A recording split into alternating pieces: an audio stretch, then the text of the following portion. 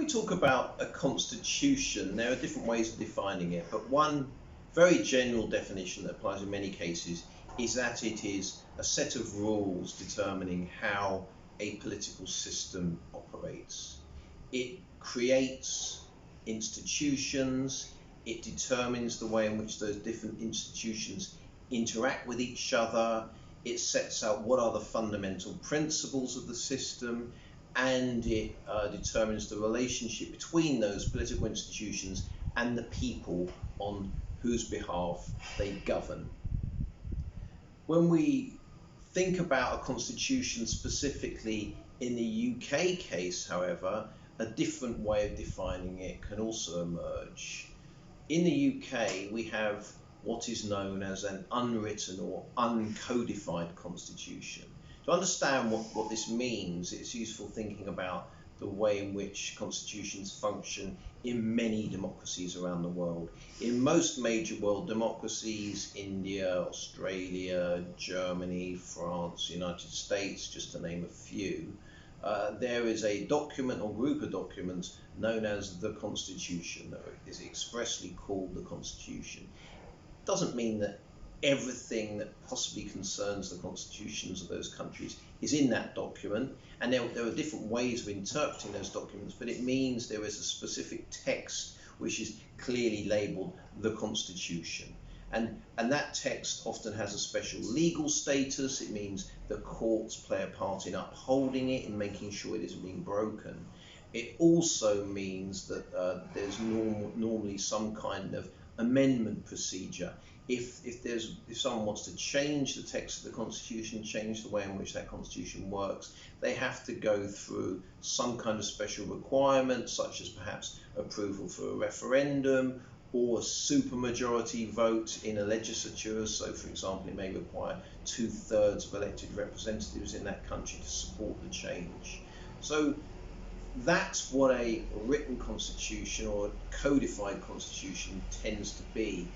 What stands out about the UK when it's placed in that kind of international perspective is that it doesn't have a written or codified constitution. So the UK is often said to have an unwritten or uncodified constitution.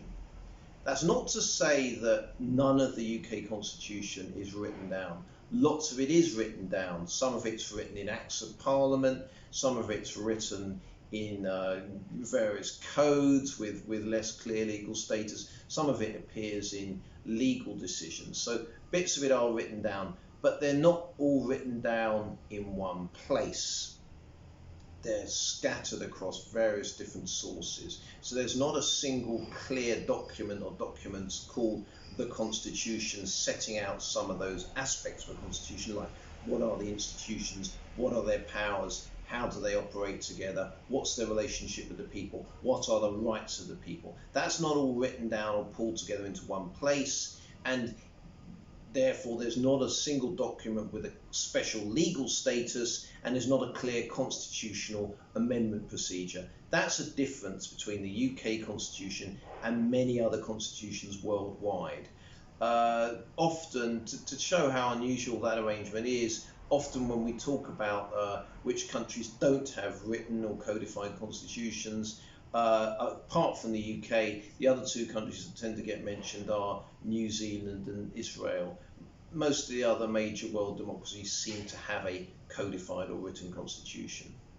How much that matters is a subject of debate. Some people say, well, our system isn't that different to other countries, we just happen not to have put it all into one place yet, so don't overplay the significance. Other people say, no, it is significant because a document like that provides an important focus for a country in its political system, and that the UK hasn't got one, and that it doesn't have that special legal status, it's not protected by those amendment procedures, is significant. So there's a debate there. There's also a debate about whether in fact the UK should get itself a codified or written constitution, and there are arguments on both sides.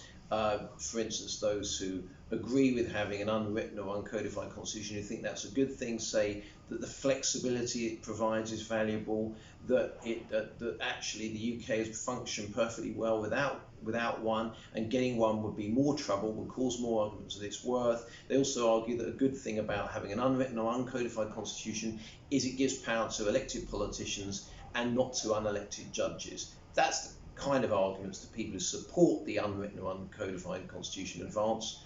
On the other side of the debate, there are other arguments. For instance, some people hold that, in fact, not having a written or codified constitution means there's a lot of confusion about what the rules actually are. They see that as being a problem from a democratic perspective, because they would argue we should be able to know what the core rules are. They would also hold that actually making it too easy to change the constitution is a problem, because it's vulnerable to manipulation. It could be changed in ways which are actually problematic by people in positions of power. They also argue that a written constitution or a codified constitution makes it easier to uphold people's rights through the courts. So that's a good thing, they would argue, to protect those rights. So that debate is going on, and it's important to think about that when we consider the issue of the UK, the fundamental principles of the UK Constitution.